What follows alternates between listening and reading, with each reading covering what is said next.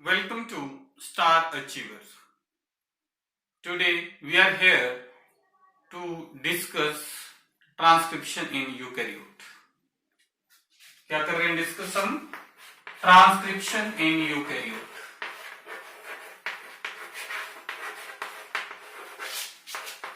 Transcription in eukaryotes. हमने transcription in prokaryote discuss कर लिया था. अब हम कर रहे हैं ट्रांसक्रिप्शन इन यूकैरियोट.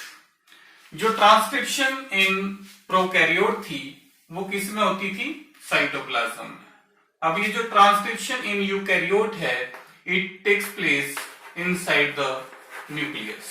कहां होगी ये? न्यूक्लियस में.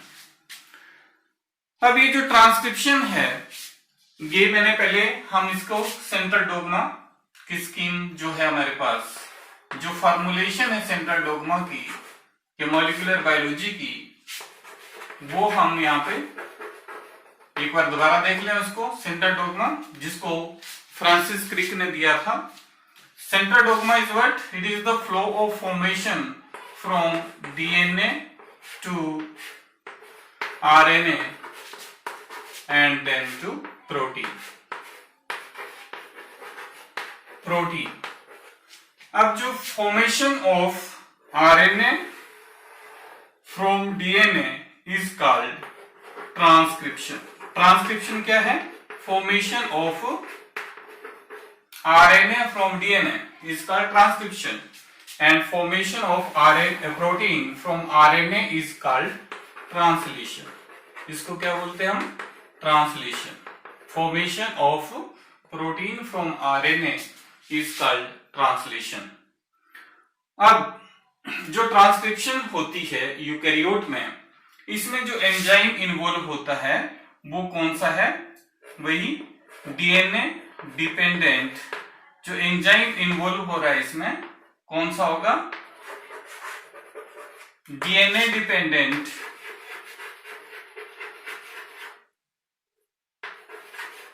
RNA polymerase. RNA polymerase. ये जो DNA dependent RNA polymerase enzyme है, इन केस ऑफ प्रोकैरियोट ये एक ही तरह का था, पर इन केस ऑफ यूकैरियोट ये जो एंजाइम है वो कितनी तरह का रहेगा हमारे पास? 3 तरह का. कौन कौन सा रहेगा? DNA dependent RNA polymerase 1. तो कौन सा? आरएनए पॉलीमरेज 1, आरएनए पॉलीमरेज 2,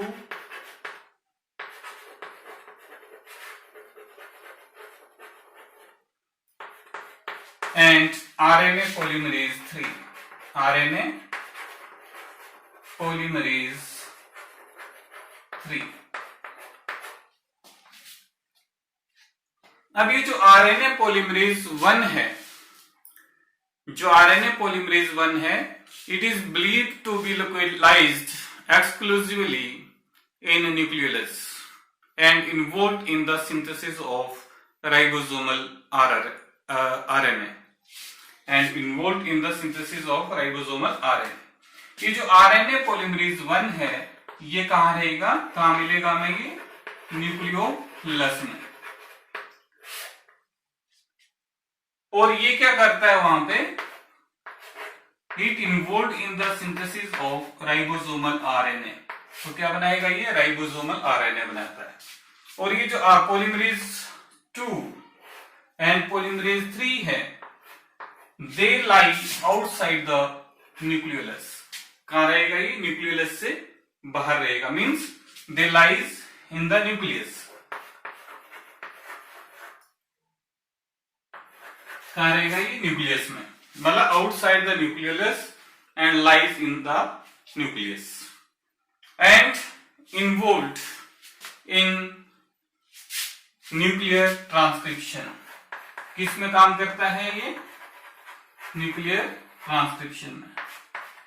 इनके जो न्यूक्लियर जो क्या होते हैं ट्रांसक्रिप्शन, न्यूक्लियर ट्रांसक्रिप्शन में इन्वॉल्व होता है. इसका मतलब क्या हुआ कि it polymerase 2, RNA polymerase 2 and RNA polymerase 3, they help in the nuclear mRNA formation. क्या बनाएंगे? न्यूक्लियर mRNA बनाएंगे, polymerase 2 and polymerase 3. और जो polymerase 1 है वो क्या बनाएगा? राइबोसोमल RNA बनाएगा। और कहां मिलेगा हमें? ये न्यूक्लियस के अंदर, और ये कहां मिलेगा? न्यूक्लियस में। तो ये यहां पे डिफरेंस है। अब हम बात करें किसकी, कि जैसे ही आरएनए की सिंथेसिस शुरू होती है, जो फर्स्ट न्यूक्लियोटाइड ट्राइफॉस्फेट है, जो नया सिंथेसिस होगा आरएनए में, उसमें कौन सा रहेगा? न्यूक्लियोटाइड चेन में कौन सा इनकॉर्पोरेट होगा? या तो एटीपी होगा ट्राइफॉस्फेट, एडिनोसिन ट्राइफॉस्फेट होगा, या ग्वेनोसिन ट्राइफॉस्फेट होगा। इसका बोलने का मतलब ये है कि जो हमारे पास न्यूली सिंथेसाइज्ड आरएनए है, उसमें या तो यहां पे जो बेस होगा नाइट्रोजन बेस, या एडिनोसिन होगा, या क्या होगा? ग्वेनोसिन होगा। तो ये तो आरएनए जो बन रहा है उसकी बात करें हम, जो एचएनआरएनए जो बनता है उसकी बात करें हम, न्यूली सिंथेसाइज्ड जो आरएनए बनेगा उसमें या तो ए होगा स्टार्टिंग में नाइट्रोजन बेस, या तो जी होता है। तो इसका मतलब ये है कि जो हमारे पास पेरेंट डीएनए है जिसकी ये कॉपी कर रहा है, कौन सी स्ट्रैंड की करेगा? ये टेम्पलेट स्ट्रैंड की, या एंटीसेंस स्ट्रैंड की, या किसकी? नॉन कोडिंग स्ट्रैंड की। तो ये जो स्ट्रैंड है इसको हम क्या बोलते हैं? या तो एंटीसेंस स्ट्रैंड बोल दो, नॉन कोडिंग स्ट्रैंड बोल दो, या टेम्पलेट बोल दो, जिसकी पोलैरिटी क्या होती है? 3' to 5' होती है। इसी की कॉपी करता है ये। और यहाँ पे 5' to जो कोडिंग स्ट्रैंड है 3' होती है उसकी डायरेक्शन। तो यहाँ पे हम थोड़ा सा समझ रहे हैं, ज्यादा उसका प्रोसेस अब करेंगे हम, इसके बाद इसको डिटेल में स्टडी करेंगे किस तरह से ये प्रोसेस कंप्लीट होता है। अब यहाँ पे ये प्रमोटर रीजन है, ये टर्मिनेटर है, ये स्ट्रक्चरल जीन है। स्ट्रक्चरल जीन वो होती है जिससे हमारा आरएनए बनता है। अब यहाँ पे इसका मतलब क्या हुआ? अगर हमारे पास जो न्यूली सिंथेसाइज्ड आरएनए है उसमें ए और जी जो है वो स्टार्टिंग नाइट्रोजन बेस होता है, तो इसका मतलब यहां पे क्या हो सकता है? क्या होगा? या तो टी होगा या तो सी होगा। जो कोडिंग स्ट्रैंड है उसमें या तो टी होगा, थाइमिन होगा, या साइटोसिन होगा। समझा ये बात? और इसके एंटीसेंस जो कोडिंग स्ट्रैंड है उसमें क्या होगा? यहाँ पे कोडिंग स्ट्रैंड है उसमें टी किससे जुड़ा होता है? ए से, और ये किससे जुड़ा होता है? जी से। सी जो है जी से ट्रिपल हाइड्रोजन बॉन्ड से जुड़ा होता है, और टी और ए डबल हाइड्रोजन बॉन्ड से जुड़ा होता है। अब इसका मतलब जो प्यूरिन होगी, ये प्यूरिन है, ये प्यूरिन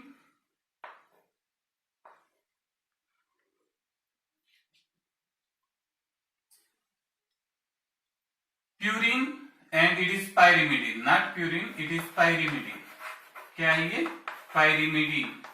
जो पायरिमिडीन होगी, पायरिमिडीन के बेस जो होते हैं वो स्टार्टिंग बेस कौन से रहेंगे आरएनए सिंथेसिस में? या तो थाइमिन होगा या साइटोसिन होगा। और ये जो हैं ये किसके बेस हैं? प्यूरिन बेस हैं। तो जो फर्स्ट बेस होते हैं, क्वेश्चन कैसे पूछा जा सकता है?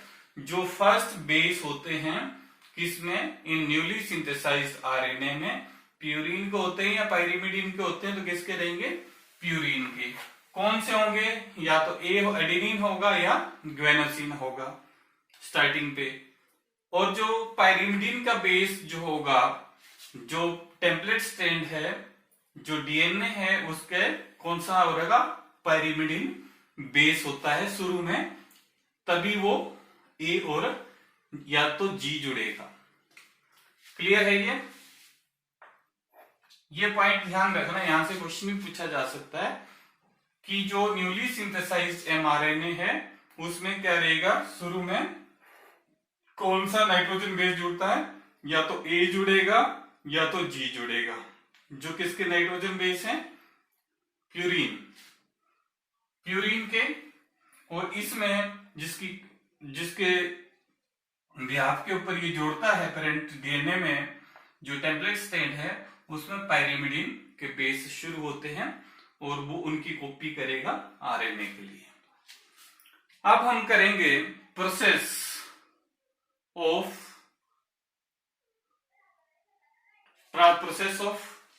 Transcription in eukaryote. Transcription process in eukaryote, क्या करेंगे हम, ट्रांसक्रिप्शन प्रोसेस इन यूकैरियोट। जो ट्रांसक्रिप्शन प्रोसेस होता है यूकैरियोट में, before going to this topic we have to discuss first the difference between prokaryotic and eukaryotic transcription. तो जो prokaryotic transcription है और यूकैरियोटिक ट्रांसक्रिप्शन है उसमें क्या डिफरेंस रहेगा वो हम यहाँ पे डिस्कस करेंगे। यूकैरियोटिक ट्रांसक्रिप्शन में मेजर डिफरेंस क्या है। तो फर्स्ट डिफरेंस क्या होगा, जो प्रोकैरियोटिक ट्रांसक्रिप्शन है वो कहां पे होती है, it takes place in cytoplasm. कहां पे होगी ये, साइटोप्लाज्म में। जो यूकैरियोटिक ट्रांसक्रिप्शन है it takes place inside the nucleus. कहां होगी ये, न्यूक्लियस में। अब यहां पे सेकेंड डिफरेंस जो आएगा, इसमें सिंगल आरएनए पॉलीमरेज यूज होता है। पॉलीमरेज क्या रहेगा, single. DNA dependent RNA polymerase वो सिंगल होता है, and this RNA polymerase in case of prokaryotes synthesize all three type of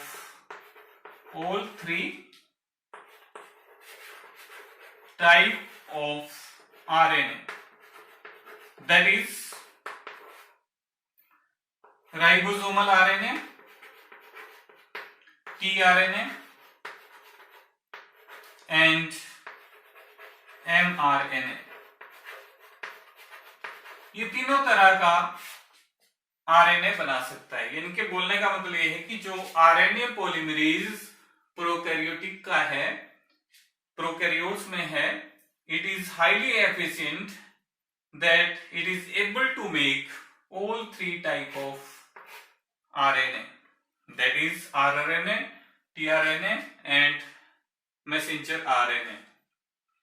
अब यहां पे जो यूकैरियोट्स होते हैं, यूकैरियोट्स में जो आरएनए पॉलीमरेज हैं वो कितनी तरह के होते हैं, तीन तरह के। आरएनए पॉलीमरेज कितनी तरह के हैं, RNA polymerase 1, RNA polymerase 2, RNA polymerase 3, RNA polymerase 3। ये तीनों पॉलीमरेज अलग अलग तरह के आरएनए बनाते हैं।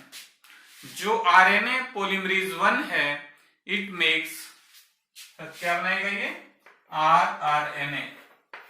क्या बनाएगा, ribosomal RNA of type 28S, 18S and 5.8S। S is what? It is Swedberg coefficient। S को क्या बोलते हैं हम, स्वेडबर्ग कोफिशिएंट या सेडिमेंटेशन कोफिशिएंट।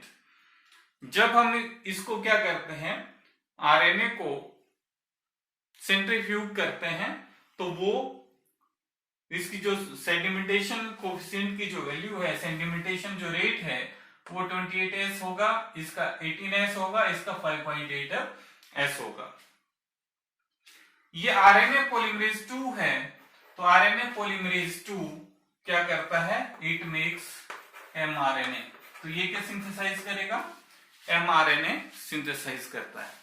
जो आरएनए पॉलीमरेज 3 है, it synthesize tRNA,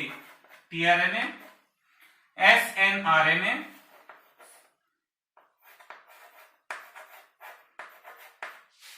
tRNA, snRNA, small nuclear RNA and 5एसआरएनए। क्या बनाएगा और साथ में 5एसआरएनए। ये जो एसआरएनए है, एस का मतलब क्या है इसमें, स्मॉल रेगुलेटरी आरएनए। क्या है, स्मॉल, ये नाम भी याद रखने होते हैं, स्मॉल रेगुलेटरी आरएनए। क्या बोलेंगे इसको, स्मॉल रेगुलेटरी आरएनए बोलते हैं। थर्ड पॉइंट, जो थर्ड डिफरेंस मेजर आएगा प्रोकैरियोटिक और यूकैरियोटिक ट्रांसक्रिप्शन में। जो प्रोकैरियोटिक ट्रांसक्रिप्शन है उसमें क्या होता है, sigma and rho factor are required. Sigma factor and rho factor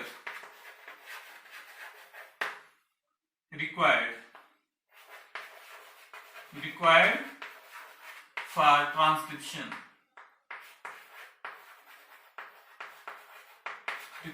transcription, in prokaryotes।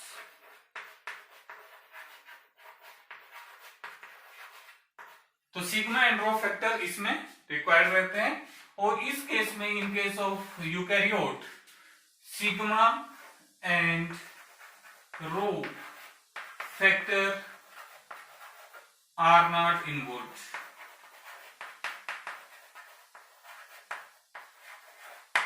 यही ध्यान रखना है कि इसमें ये फैक्टर इन्वॉल्व नहीं होते। कौन से और फैक्टर हैं वो अभी करने की जरूरत नहीं है। अब हम क्या करेंगे, ये जो ट्रांसक्रिप्शन है वो किस तरह से होती है। तो एक बार ये दोबारा देख लो, जो प्रोकैरियोटिक ट्रांसक्रिप्शन है कहां होगी, साइटोप्लाज्म में। यूकैरियोटिक कहां होती है, न्यूक्लियस में। आरएनए पॉलीमरेज एक ही यूज होता है इसमें, सिंगल, जो कि तीनों तरह के आरएनए आपको बना के दे देता है। और इसमें आरएनए पॉलीमरेज 3 तरह के होंगे, polymerase 1, RNA polymerase 2, RNA polymerase 3, जो अलग अलग तरह के आरएनए सिंथेसाइज करेंगे। और इसमें सिग्मा और रो फैक्टर की जरूरत नहीं रहेगी यूकैरियोटिक के केस में। प्रोकैरियोटिक के केस में sigma and rho factor are required. अब हम देखते हैं कि वो ट्रांसक्रिप्शन किस तरह से हो रही है। अब यहाँ पे ट्रांसक्रिप्शनल यूनिट बना रहे हैं हम, और इसको हम डिस्कस करेंगे।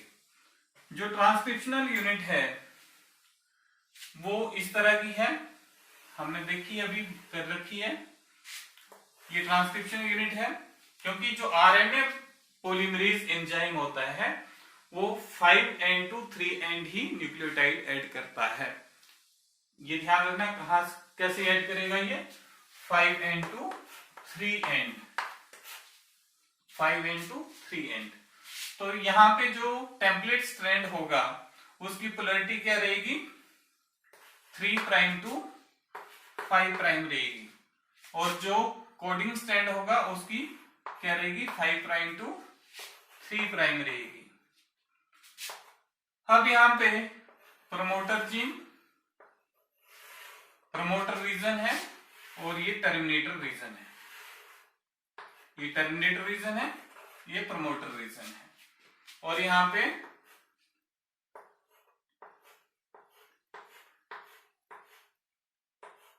नाइट्रोजन बेस होंगे। जैसे इसका क्या है, सपोज यहां पे सी, यहां पे लिखा मैंने CTAU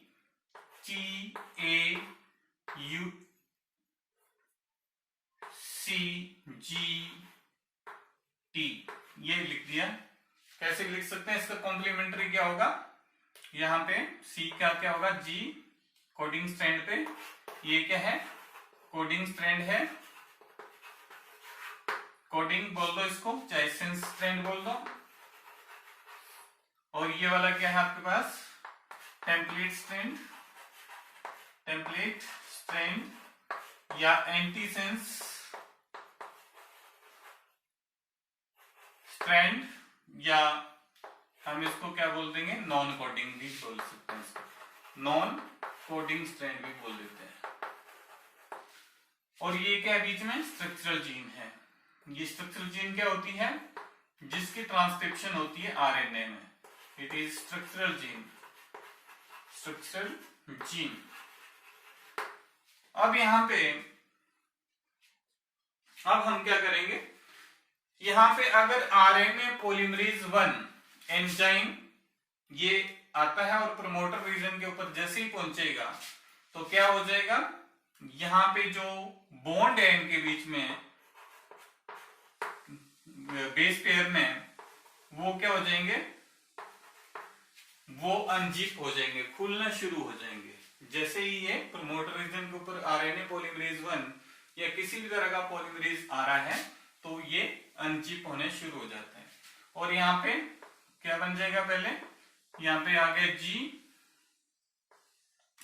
नाइट्रोजन बेस, और क्या बनता जाएगा, ये जो हाइब्रिड बन रहा है वो इस तरह से बनेगा, ए यहाँ पे क्या आएगा आपके पास, यू जी सी ए। अब अगर ये पॉलीमरेज 1 है, ये पॉइंट ध्यान रखना, अगर आरएनए पॉलीमरेज 1 होगा तो ये क्या देगा आपको, ये देगा आपको सीधा ही, जब ये टर्मिनेटर रीजन में आएगा तो दिस हाइब्रिड जो बना, जो आरएनए बना, वो क्या करेगा, इट फॉल्स ऑफ, ये नीचे गिर जाएगा। टर्मिनेटर रीजन के ऊपर जब पहुंचेगा एंजाइम आरएनए पॉलीमरेज 1 तो यहाँ पे क्या बना देगा, ये राइबोसोमल आरएनए, क्या बना देगा, आरआरएनए, ये बनाएगा। इसको प्रोसेसिंग की जरूरत नहीं पड़ती, ये प्रोसेस भी है ऑलरेडी, और ये जब बनाएगा न्यूक्लियस में तो ये उसके बाद कहां चला जाएगा, सीधा ही एग्जिट हो जाएगा, कहां पे, साइटोप्लाज्म में चला जाता है फॉर फर्दर प्रोसेस, ट्रांसलेशन के लिए। तो कहां चला जाएगा, ये साइटोप्लाज्म में। अगर सेम आरएनए पॉलीमरेज 3 है, अगर आरएनए पॉलीमरेज 3 है तो यहाँ पे जो आरएनए बनेगा वो कौन सा बनेगा, टीआरएनए। इसको भी प्रोसेसिंग की जरूरत नहीं रहेगी और ये सीधा कहां चला जाएगा, साइटोप्लाज्म में ट्रांसफर हो जाएगा।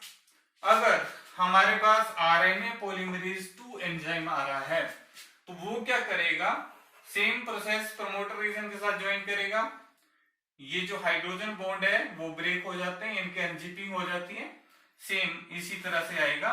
पर ये जो बनेगा आरएनए, इसको क्या बोलेंगे हम, HNRNA, क्या बोलेंगे इसको, HNRNA, या इसको बोलेंगे हम प्रीकर्सर RNA या हिट्रोजीनियस RNA। HN का मतलब क्या हुआ, हिट्रोजीनियस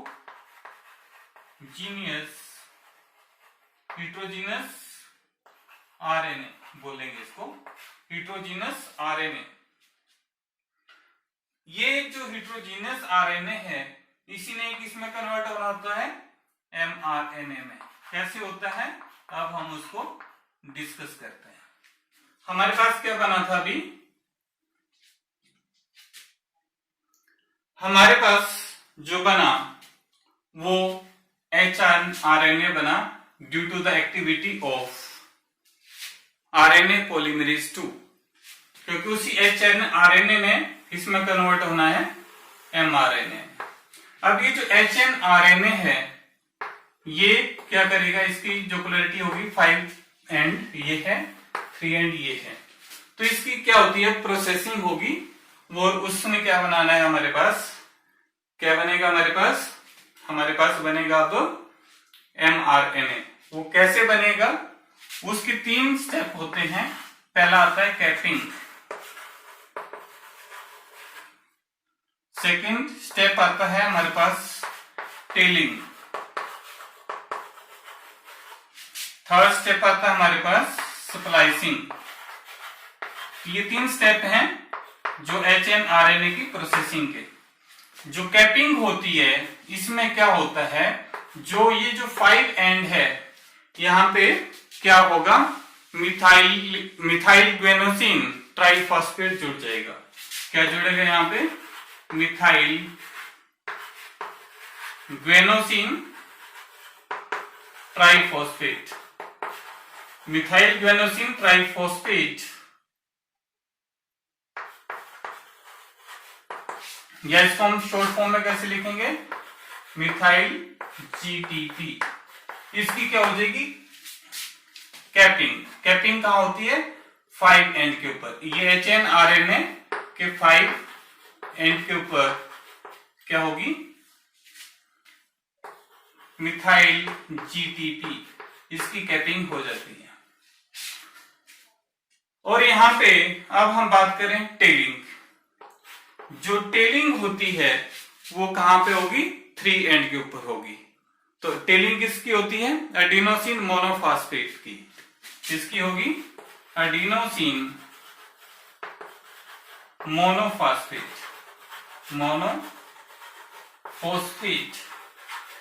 या इसको हम क्या बोल सकते हैं, एडिनाइलेट रेजिड्यू। एडिनाइलेट रेजिड्यू ये 200 से 300 नंबर में यहां पे जुड़ते हैं। कहां पे, 3 एंड के ऊपर। तो यहां पे क्या लिख सकता हूं मैं इसकी, पॉली ए टेल। तो ये कहां हो रही है, 3 एंड के ऊपर होती है। कैपिंग कहां होती है, 5 एंड के ऊपर होती है। अब जो अगला स्टेप है हमारे पास स्प्लाइसिंग का, तो स्प्लाइसिंग कैसे हो रही है हमारे पास, ये जो हमारे पास न्यूली सिंथेसाइज्ड HNRNA है, जिसको हम प्रीकर्सर RNA भी बोल रहे हैं, इसमें क्या होता है, एक्सोन कोडिंग सीक्वेंस।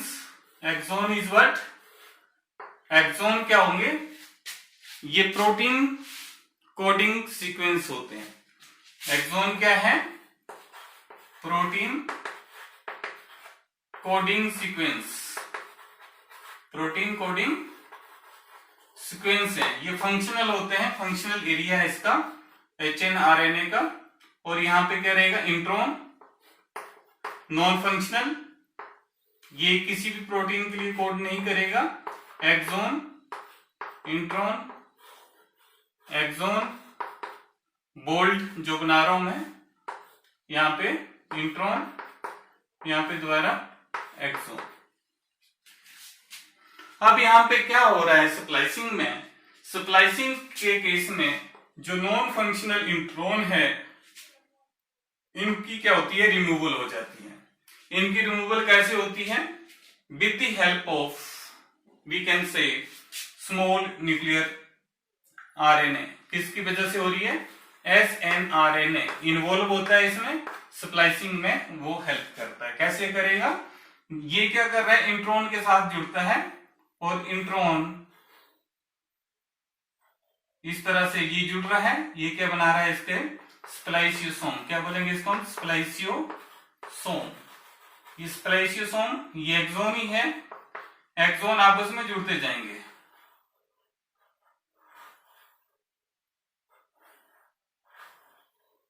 इस तरह से ये सारे के सारे क्या बन रहे हैं, spliceosome, with the help of we can say SNRNA।